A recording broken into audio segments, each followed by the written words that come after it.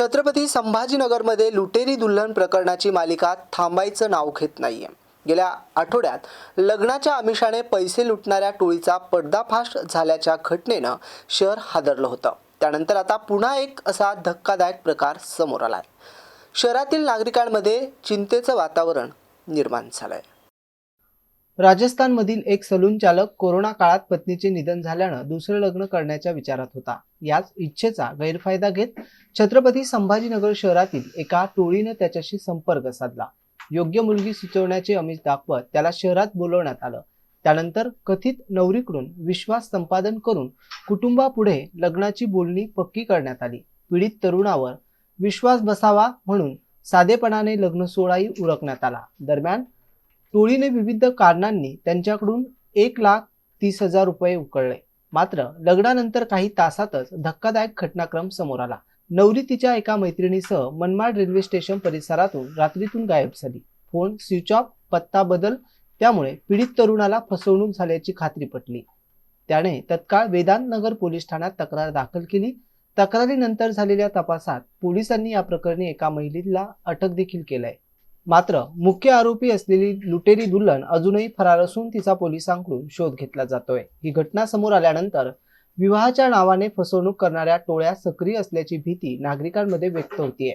पोलिसांनी नागरिकांना अशा प्रकारच्या आमिषापासून सावध राहण्याचं आवाहन केलंय।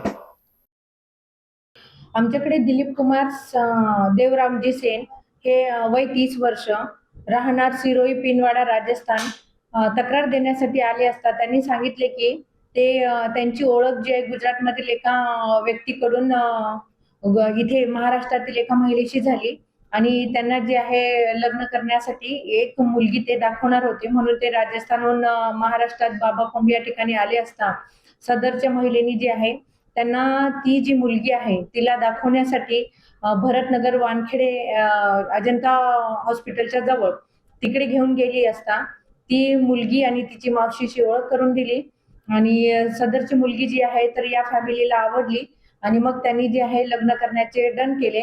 त्यानंतर जी आहे ते लोक इथे हॉटेल पंजाब मध्ये थांबले असता सदरच्या महिलेला त्यांनी 1,30,000 रुपये रोख दिले लग्न लावून देण्यासाठी आणि त्या महिलेने नंतर जे आहे यांना त्या घरी घेऊन जाऊन भरतनगर वानखेडे नगर या ठिकाणी घेऊन जाऊन त्यांची घरगुती पद्धतीने लग्न लावून दिले, हार वगैरे टाकून आणि कुंकू लावून। त्यानंतर लग्न झाल्यानंतर सदरच्या मुलीला राजस्थानला पाठवण्यासाठी तिच्यासोबत आणखी एक तिची मैत्रीण, म्हणजे मुलगीचं नाव आदिती आणि दुसरी मैत्रीण तिची चंदा असं त्यांनी सांगितलं आणि ती दोघी जी आहे तर त्या फॅमिली सोबत दिलीप कुमारच्या फॅमिली सोबत ट्रॅव्हल्स या ठिकाणी गेले असता त्यांनी परत दोघींनी सांगितले की आम्ही ट्रॅव्हल्सनी न येता रेल्वेनीच आपण जाऊ म्हणून।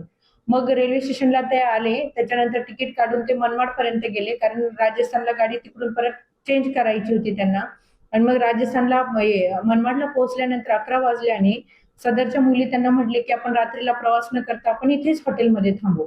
मग हॉटेलमध्ये ते लोक थांबले असता रात्री 11ला ते हॉटेलमध्ये गेले, नंतर 12:30च्या सुमारास या दोन्ही मुली त्या हॉटेलमधून पळून गेल्या। त्यानंतर सदरची व्यक्ती जी आहे आमच्याकडे पोलीस स्टेशनला आल्यानंतर या लोकांनी मला लग्नाचं आमिष दाखवून माझ्याकडून पैसे उकळून त्या ज्या मुलगी मला हे केली होती ती मुलगी आमच्या इकडूनच पळून गेलेली आहे, तरी त्यांच्या विरुद्ध गुन्हा दाखल करा अशी तक्रार दिल्याने आम्ही जे आहे 318(4) BNS व 3(5) BNS नुसार जे आहे सदर महिलांवर गुन्हा दाखल केलेला आहे आणि त्यामध्ये जे आहे तात्काळ त्या महिलेचा शोध घेऊन आम्ही मिटमिटा येथून त्या महिलेला ताब्यात घेतलेले आहे। परंतु बाकीच्या 2-3 महिलांना जे आहे सुगावा लागल्याने त्यांचा फोन लगेच स्विच ऑफ झाला आणि त्या काही ठिकाणाहून फरार पण झाल्या, परंतु त्यांचा शोध आम्ही घेत आहोत। ही जी मिळालेली महिला आहे तिचं नाव आहे नजमा वसीम खान। हिची जी आहे कोर्टामध्ये हजर करून PCR घेतली असता 4 दिवसाची PCR आम्हाला त्याच्यामध्ये मिळालेली आहे आणि पुढील कारवाई आणखी आम्ही करत आहोत। तरी माझी नागरिकांना आव्हान आहे किंवा जे बाहेरचे लोक आपल्याकडे मुली वगैरे बघायला येतात तर त्यांनी अशा पद्धतीने कुठेही बोगसगिरी त्यांच्यासोबत होणार नाही आणि जी कोणती व्यक्ती तुमच्या ओळखीची नाही किंवा ज्याच्याशी व्यवहार जो ऑथेंटिक नाही किंवा अशा पद्धतीचे सामाजिक संबंध निर्माण करण्यासाठी एक ऑथेंटिफिकेशन, एक ओळख, एक विश्वास या दृष्टीने बघूनच अशा पद्धतीचे जे आहे नाते निर्माण केले पाहिजे। थँक्यू।